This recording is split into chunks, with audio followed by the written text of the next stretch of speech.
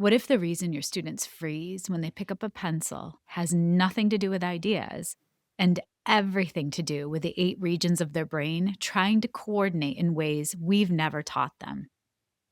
Today, Maggie Beattie Roberts and Melanie Meehan reveal the foundational skills we've overlooked, why writing can't wait any longer in literacy conversations, and how understanding executive functions transforms everything from that first capital E to complex compositions.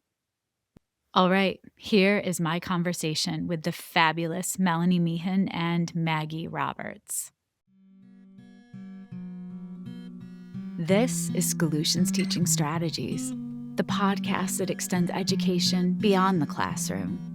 A show that isn't just theory, but practical, try it tomorrow approaches for educators and caregivers to ensure every student finds their spark and receives the support they need to thrive. I am Olivia Wall, and I am so happy to be in conversation with two of my favorite people that have been on the podcast before, but separately, Maggie Roberts and Melanie Meehan. Let me tell you a little bit about Melanie and Maggie. Melanie Meehan began her career as a special education teacher and spent 13 years as the elementary writing and social studies coordinator in Simsbury, Connecticut. Melanie's passion for writing has led to publishing several books, as well as founding the Two Writing Teachers blog and podcast. Maggie Roberts is a national literacy consultant, author, and highly sought-after professional learning facilitator. She's known for her ability to build strong relationships with teachers and school leaders, and is passionate about supporting teachers and creating inclusive classrooms that meet the needs of all children. Our conversation today is going to focus on their brilliant collaboration. Both of you, the book is phenomenal, and it's going to help so many children and their teachers and caregivers, but it's about the kids. The book is called Foundational Skills for Writing, a brain-based guide to strengthen executive functions, language, and other cornerstones for writing. Welcome, welcome, welcome, Maggie and Melanie. No, thanks, Olivia. I feel like you said the title better than I can. Thanks for that. Well, I appreciate that introduction. Thank you so much. yes, I am thrilled to jump into conversation. And what we are going to do in part 1, as well as part 2, is really uncover what happens within a child's brain when they pick up a pencil to write. This conversation, as I said, it will help teachers, caregivers, leaders, so many people. So let's jump in. I start every conversation asking guests for a researcher or a piece of research that resonates with them. But I'm interested, what research blew your minds when you began to write this book or during the process? So one of the things that we did in our book is we have a recurring feature of conversations with colleagues. It's kind of a favorite part. And we highlighted researchers we really admire. Young-Suk Kim is our opening researcher. She's the first one. And her work is really mind-blowing me. She's doing just very evidence-based. It has to be about the research. What's the research that supports it? Yeah. And in the conversation, she was very, very clear about that. Just what is working for literacy development in children.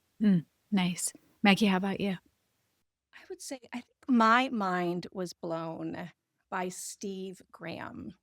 I mean, on several different levels. One, the scope of his research and collaborations is outstanding in terms of the partnerships he's built with other researchers and practitioners in the field. And the second layer of my mind being blown is that he has been an avid researcher for decades upon decades. And if I think about someone who's made an unbelievable contribution to the field of teaching writing, it's Steve Graham.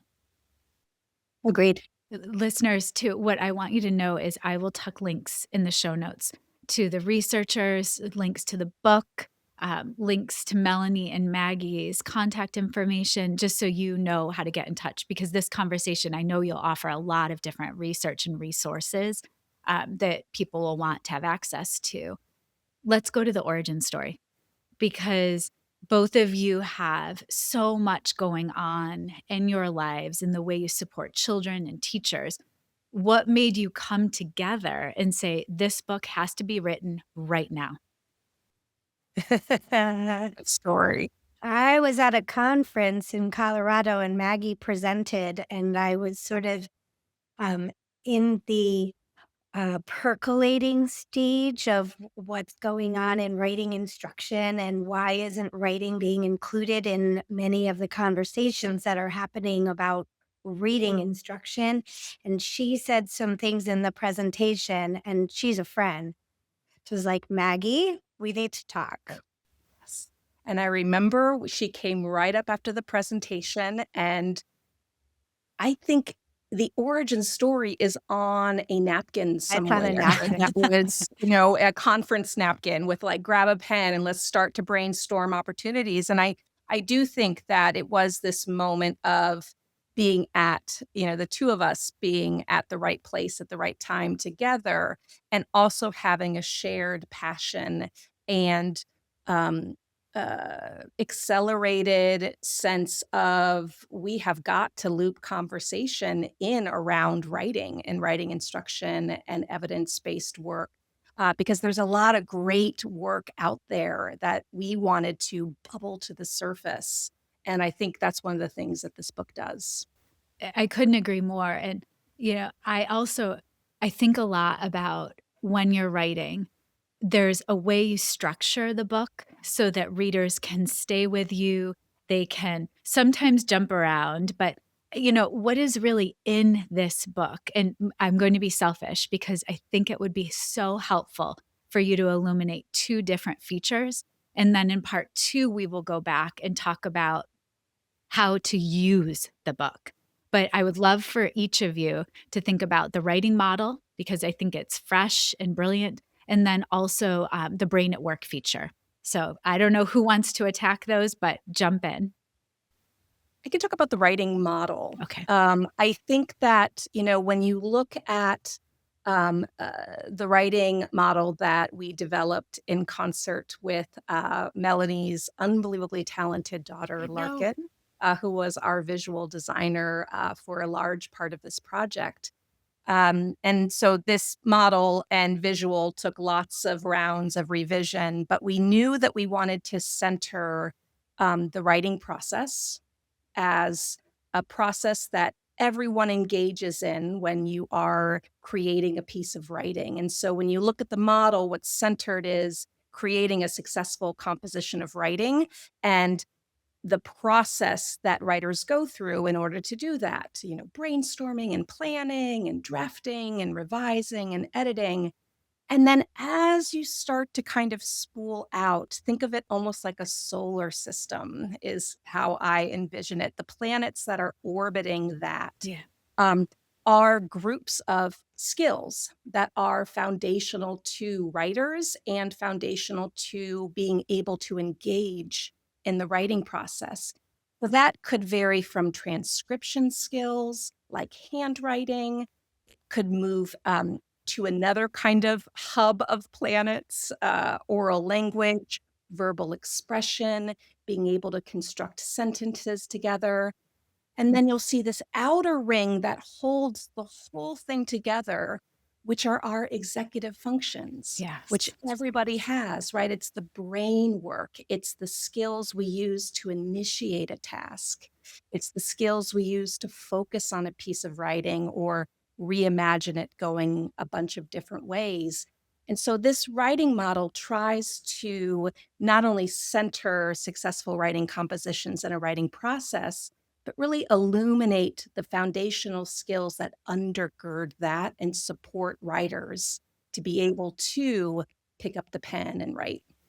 Maggie, Mel, before you jump in, uh, something that I think has been missing for so long, and sadly for me as a teacher, if I would have had this knowledge when I was working with kindergartners, first graders, second graders, especially because most of the kids I was working with were also bilingual or multilingual, this would have unlocked so much for me and in turn my students. And so the way you just described, I can close my eyes, I can picture the visual, and then I'm so excited because this comes out before the book is released, but once people have it in their hands, the artwork, Mel, your daughter, come on.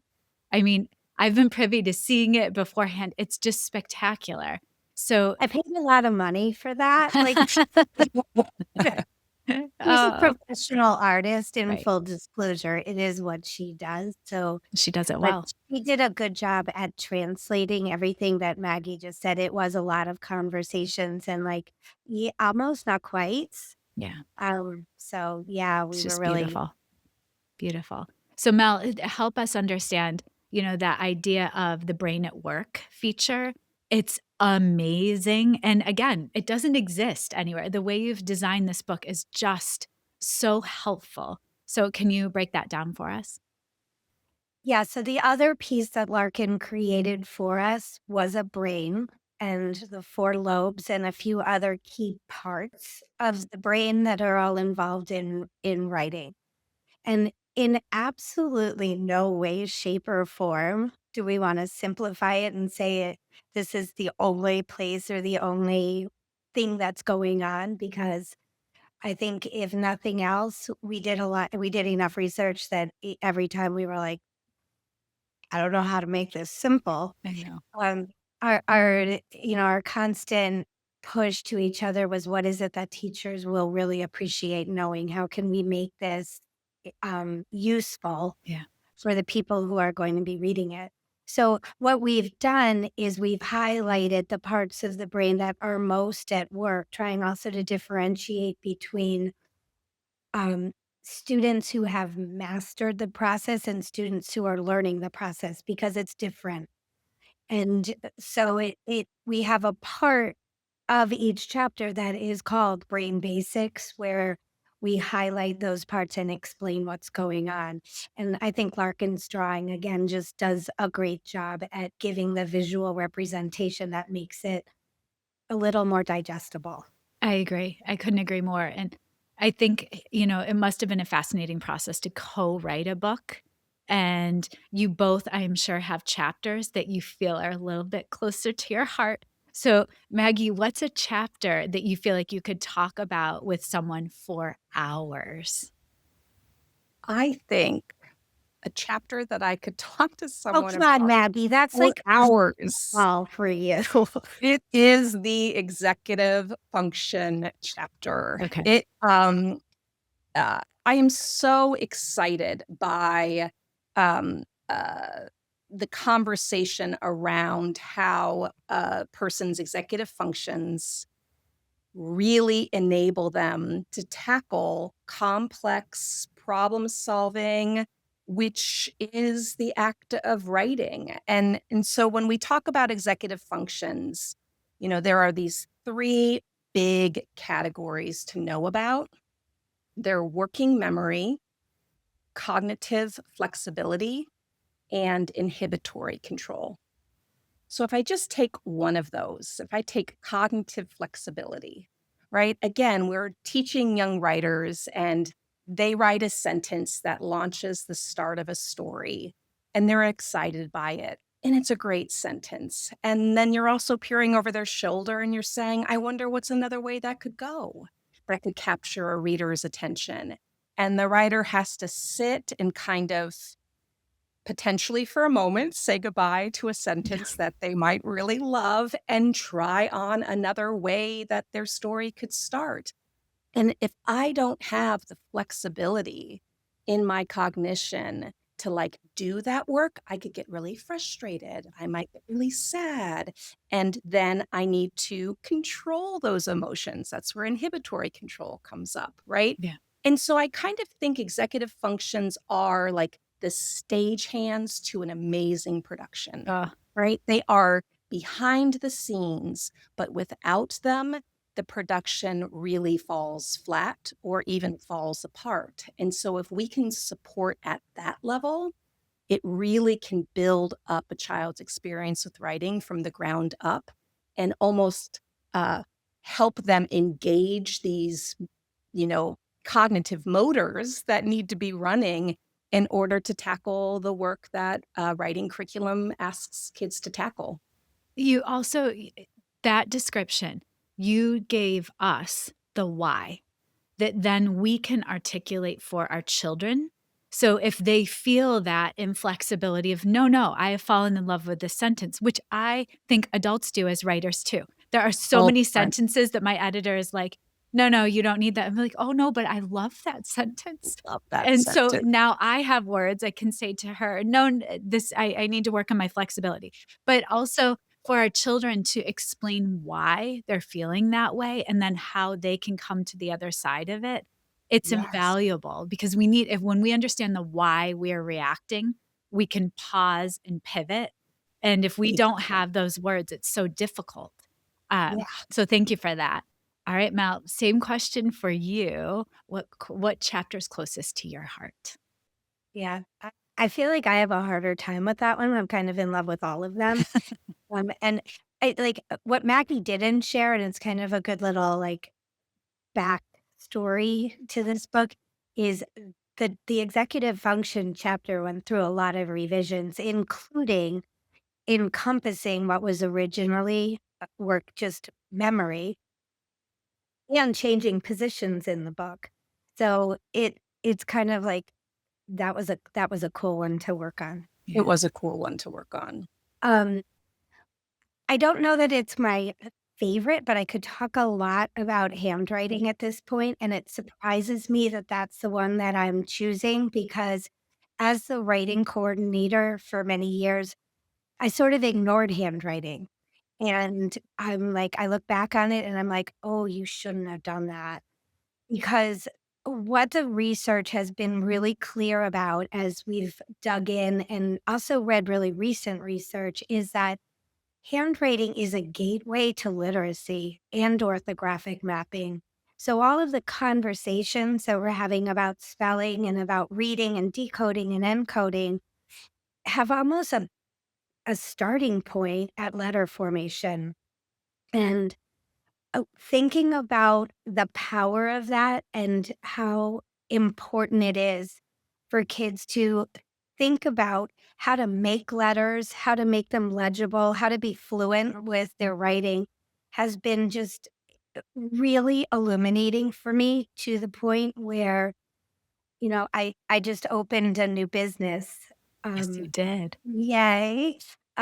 Where I really just focused on teaching kids writing and, um, I have some students who looking at them, I'm like, "Ooh, you really have some issues with the visual motor integration that it takes to make those letters."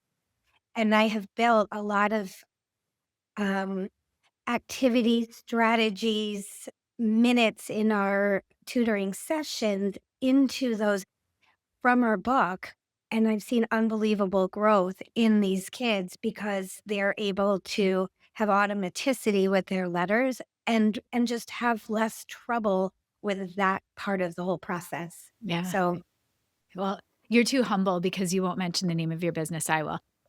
The writing clinic, I am so excited about it, and oh, thanks. with the word clinic, it may seem like it's, helping striving writers only, and yet you're really seeking, because 'cause we've talked about this a lot, you're also really wanting to nurture children's creativity and, help all writers, thriving writers as well, be able to have a place, a space with an expert writing teacher, also known as you, Melanie, and Right. have that nurturing to be published in multiple sources and to get their writing out there in the world, which you cannot do if your writing isn't legible and if you're not able to communicate clearly, right? Right. Um, so both of you have given just such a beautiful entry point into the book for us as listeners. We're going to wrap part one with lightning round.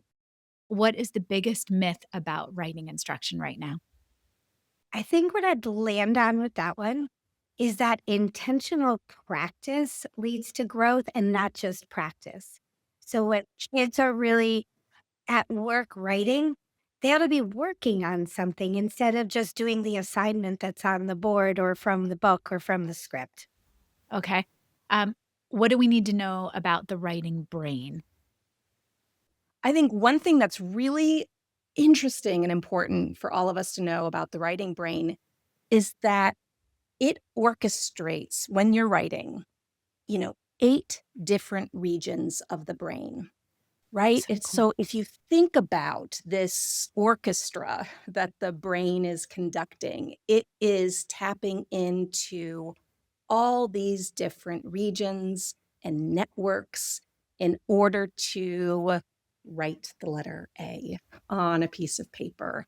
And just feeling the awe of that our brains have found a way to network themselves Yeah, to allow us to express ourselves in written form is awe-inspiring to me. it is. Wow. Okay.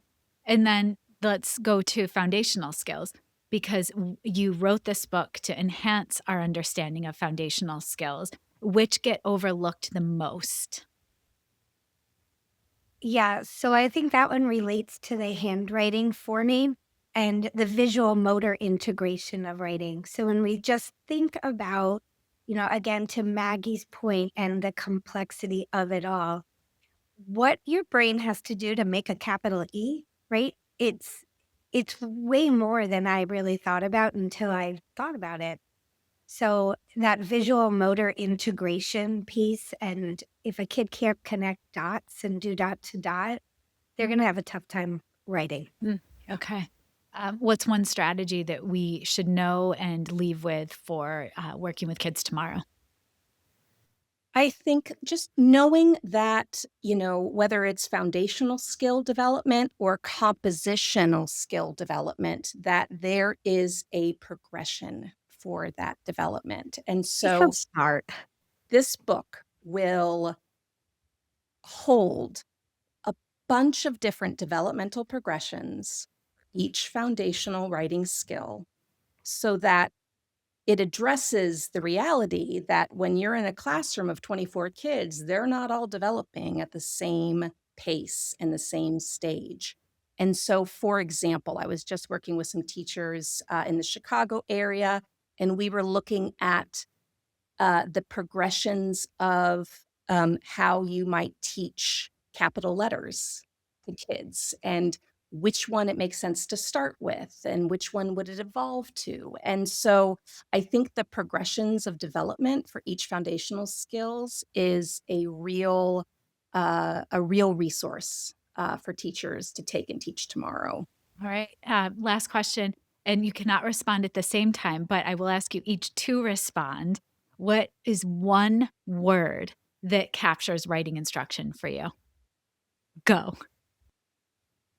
Complex. Uh, critical. All Critical. right. Complex, critical. And then that's a beautiful segue into part two because you will make it more practical. We will give listeners the nitty gritty on how to use the book best for their needs. We'll also acknowledge this sounds pretty dense. This is complex. It is critical that we have this knowledge base, but how is it how can we access it more easily? And so, listeners, stay tuned for part two with Mel and Maggie. And thank you both for giving us this background as to how the book came to be. Thanks you for so having much. us. Okay, I want to go back to that solar system model. With executive functions holding it all together, I think that can change how we see every writer in our classrooms. And this is just the beginning. Make sure you come back later this week for part two, where Maggie and Melanie get practical. They describe how to actually use this research-dense book when you're already overwhelmed, why a seventh grader finally became a braver writer, and the minute moves that unlock possibilities in just a few minutes of your day. Stay with us.